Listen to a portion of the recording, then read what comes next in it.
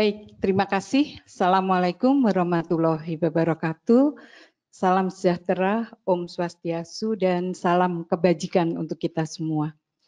Iya, jadi menarik sekali melihat pada paparan Dr. Tita yang sudah berusaha melakukan literatur review tadi dari 17 dokumen dan berasal dari 16 negara.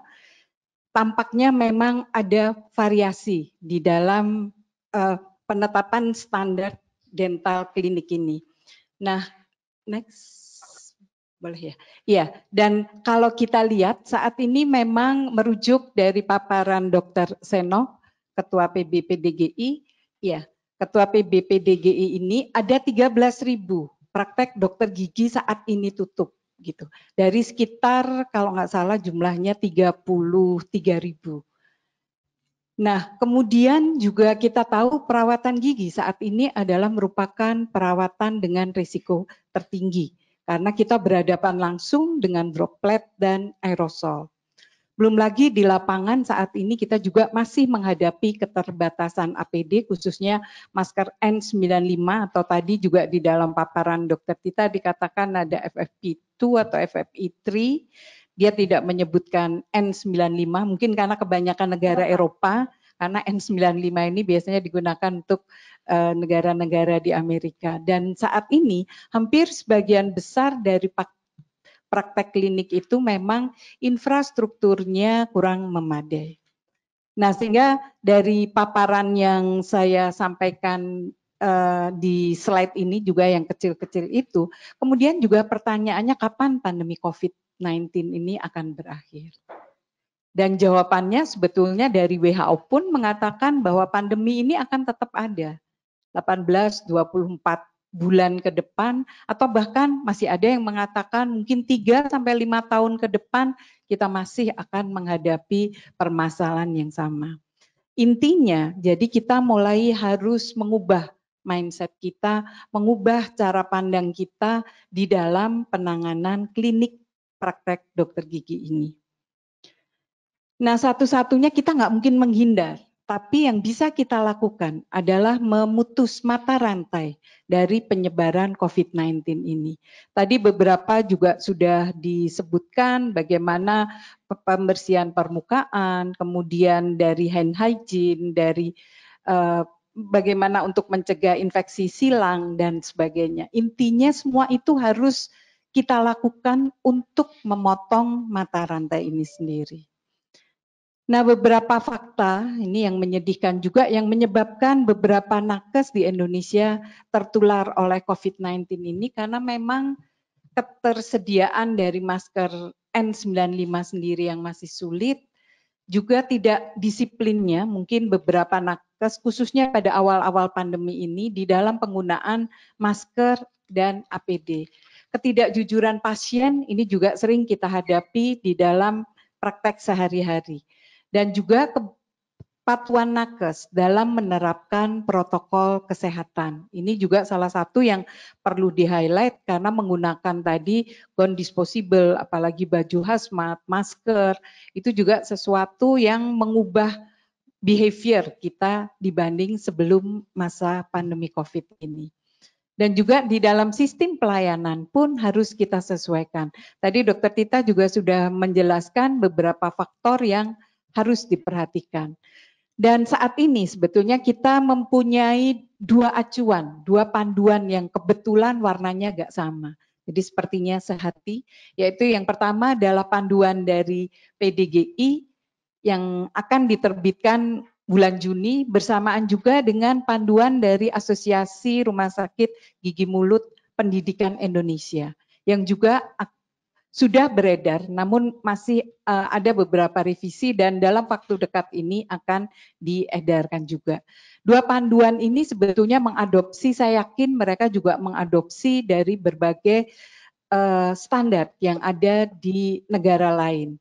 Jadi pada awal-awal pandemi ini kita banyak sekali mengikuti webinar tengah malam karena ada perbedaan waktu dan intinya pada awal-awal itu mereka semua juga masih bingung. Belum ada best practice yang seperti apa toh yang sebaiknya digunakan untuk menata praktek pelayanan gigi.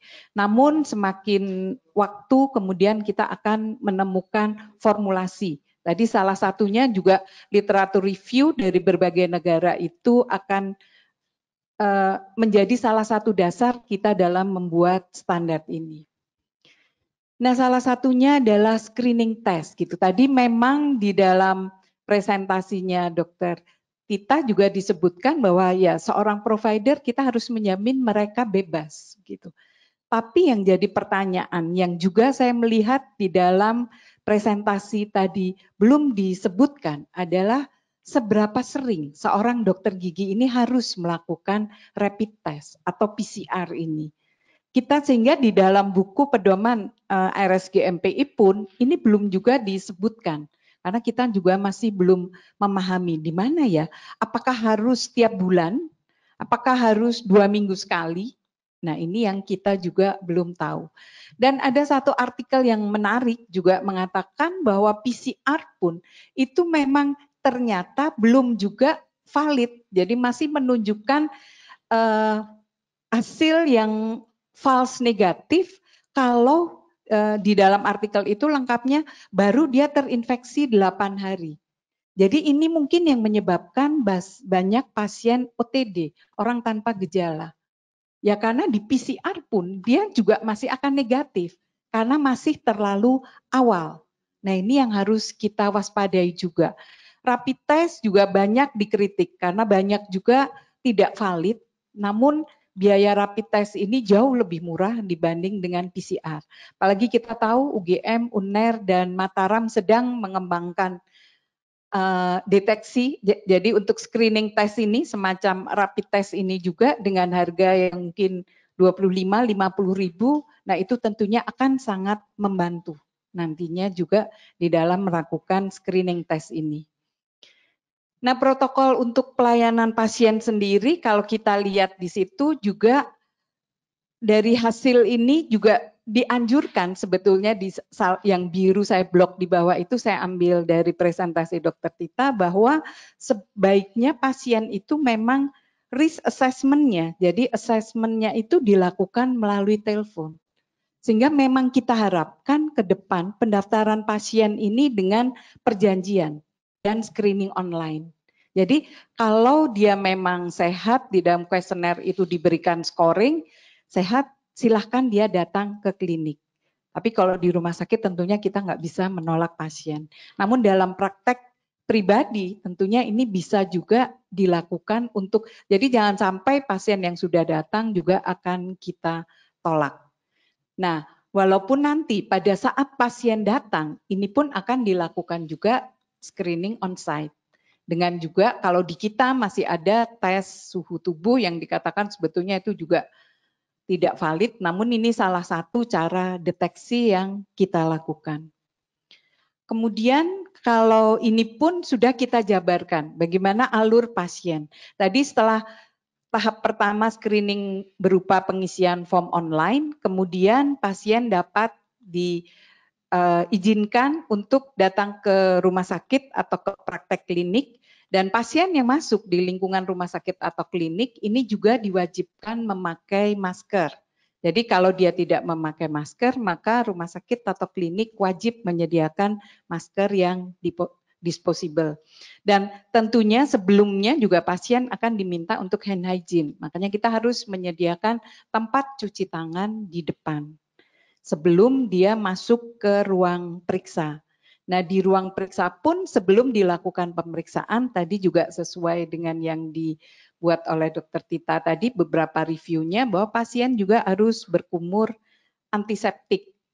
Kemudian menyiapkan ruang khusus tindakan aerosol, tindakan non aerosol, bahkan tadi di situ sebetulnya kita harus menggrouping. Ini yang mungkin juga harus ditambahkan pasien yang khususnya rumah sakit karena rumah sakit harus juga melakukan treatment kepada pasien-pasien dengan suspek atau confirm COVID-19 ini. Nah, kemudian memang karena potensi droplet dan aerosol ini sangat tinggi pada perawatan gigi dan banyaknya pasien yang OTG tadi dan ketidakjujuran pasien waktu screening, maka mau tidak mau kita harus menganggap bahwa semua pasien itu infeksius. Ini untuk melindungi juga provider kita. Sehingga untuk di Indonesia, untuk penanganan kasus gigi ini, memang di dalam standar PDGI yang awal, saya belum membaca buku PDGI yang akan terbit, dan juga di dalam standar pedoman ARS GMPI, bahwa diwajibkan untuk penanganan pasien aerosol, medium dan aerosol tinggi harus menggunakan APD level 3. Nah, untuk APD level 3 ini juga kalau kita melihat, nah yang menarik juga nanti juga akan saya bahas, kita APD level 3 ini tidak cukup hanya gown disposable ataupun apron disposable. Kalau kita merujuk kepada paparan dari berbagai negara tadi, mereka tidak ada yang menggunakan hazmat gitu ya. Kalau juga yang boot tadi sangat sedikit sekali, yang ada adalah shoe cover dan juga untuk penutup kepala. Masker, ya itu sama dengan kita. Nah sementara kita di Indonesia ini level 3 ini menggunakan hazmat. Nah ini yang juga mungkin apakah di sana karena sirkulasi udara prakteknya sudah baik sehingga mereka lebih terlindungi sehingga tidak perlu memakai hazmat atau seperti apa, ini belum saya dapatkan dari review di 16 negara tadi. Nah, kemudian juga untuk glove, pemakaian glove, tadi juga sebetulnya di paparan itu hampir separuh mengatakan menggunakan single glove. Tapi 12% diantaranya menggunakan double glove. Tapi itu pun juga tidak disebutkan apakah sarung tangannya harus sarung tangan steril atau hanya sebetulnya sarung tangan medis biasa gitu. Nah, sementara di kita di Indonesia khususnya pedoman yang dibuat oleh Asosiasi Rumah Sakit Gigi Mulut, kita menggunakan double glove, yaitu sarung tangan steril dan sarung tangan medis gitu. Mungkin memang karena tadi kondisi ruangan yang kurang memenuhi syarat, kemudian sirkulasi udara yang sebagian besar belum baik, tentunya ada yang sudah memenuhi syarat pertukaran udara yang baik. Nah, kemudian juga untuk unsuspect ini, jadi tadi 100% memang harus menggunakan eye protection. Ini goggle ataupun face shield dan single use glove. Nah, kalau di kita sendiri yang saat ini banyak beredar, mungkin karena juga terkait ketersediaan yang betul-betul goggle yang anti pengembunan itu ternyata juga harganya mahal dan ketersediaannya juga agak sulit saat ini. Yang banyak beredar memang banyak Google dijual, tapi masih ada pengembunan. Padahal kalau kita lihat di jurnal tadi, bahkan harus diatur ukurannya sesuai alis atau apa. Tadi saya sempat membaca penjelasannya. Nah, di kita mungkin ini perlu dipertegas juga bagaimana ukuran Google, karena ini juga salah satu APD yang sangat penting gitu untuk melindungi para dokter gigi ini. Kemudian yang berikutnya adalah, nah ini suspek ini tadi juga saya sudah menyebutkan dari berbagai literatur tadi, dari 17 literatur tadi, tidak ada yang merekomendasikan pemakaian baju hazmat. Nah ini mungkin juga perlu kita kaji ke depannya, kalau kita sudah memiliki atau sudah mengubah ruangan dengan sirkulasi yang baik, ventilasi yang baik, apakah memang pemakaian baju hazmat ini juga akan kita pertahankan sebagai salah satu standar di dalam dental klinik. Ini yang ingin saya meng-highlight dari presentasi tadi, dan juga kalau di sini memang ada untuk pakai double sarung tangan, tapi di sini hanya disposable gown. Dan tadi kalau ada pun di situ digunakan adalah apron disposable. Nah untuk pemakaian APD karena waktunya saya tinggal 3 menit ya, betul ini jamnya. Jadi kita bagaimana memakai melepas dengan benar ini juga memerlukan. Nah untuk tadi juga direkomendasikan untuk kumur-kumur ini dengan hidrogen peroxide atau povidone iodine. Ini sama. Nah untuk ruang bertekanan negatif ini sebetulnya juga kalau dari berbagai literatur itu hanya menyebutkan hanya 6% ya tadi. Bahwa penggunaan ruang negatif itu memang ada disebutkan. Maaf, ini belum saya ubah, sorry. Jadi hanya 6%. Tetapi yang paling penting sebagian besar menyebutkan adalah tadi sirkulasi udara atau ventilasi. Bahkan tadi dikatakan juga sebaiknya tidak menggunakan AC begitu ya. Tapi sirkulasi udara ini yang sangat penting. Sehingga di sini bagaimana mengatur alur udara masuk, udara keluar, dan udara yang dibuang. Itu tentunya sudah menggunakan HEPA filter. Tadi dikatakan kalau menggunakan HEPA filter paling enggak level 13 ke atas. Apakah itu juga yang merupakan salah satu alasan kenapa tidak harus menggunakan hazmat?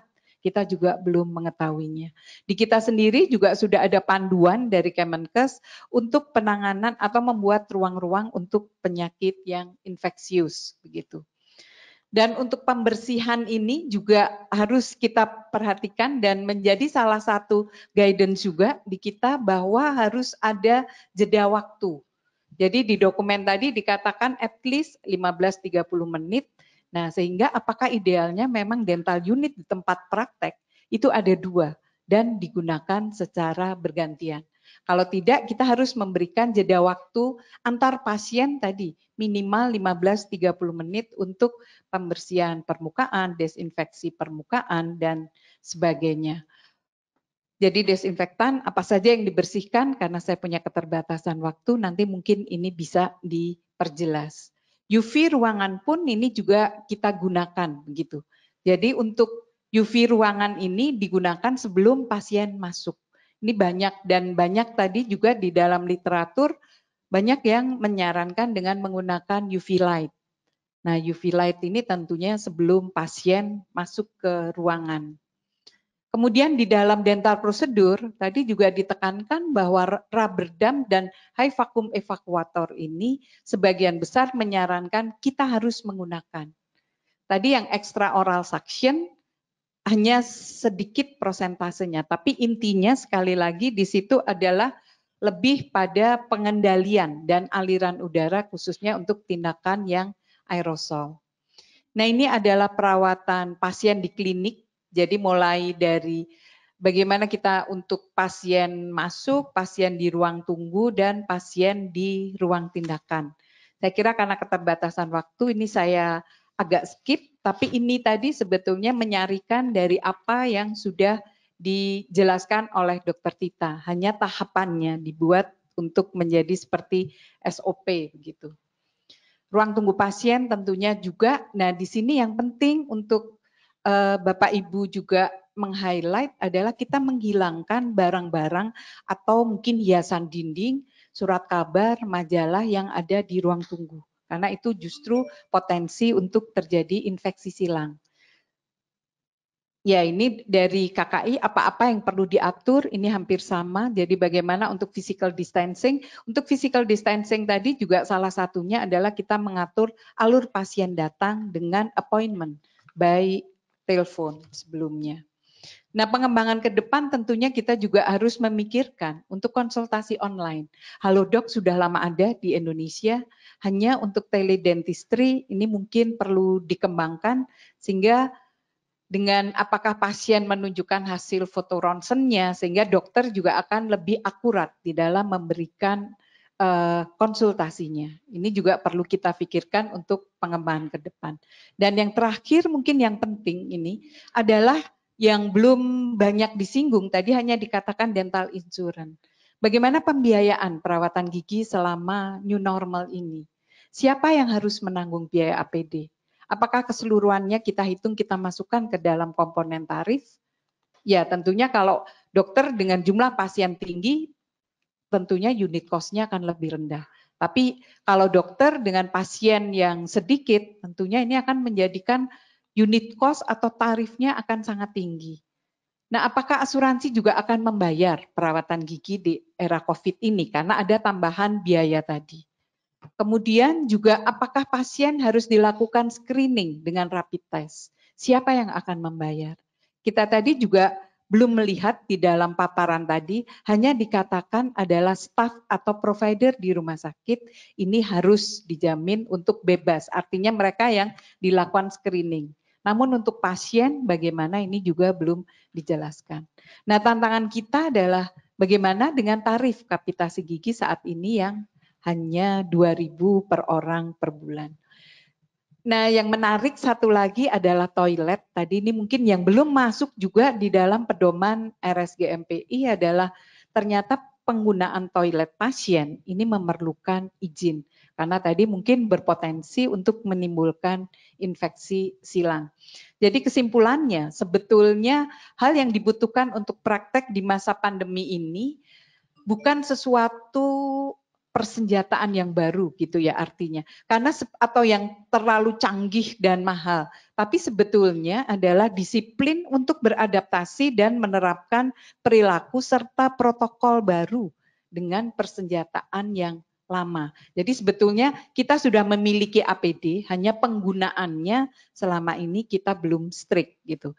Dan revisi SOP pasien tentunya perlu dan pengembangan konsultasi online ini harus dipertimbangkan untuk kedepannya. Mungkin ini yang bisa saya sampaikan pada Bu Sari.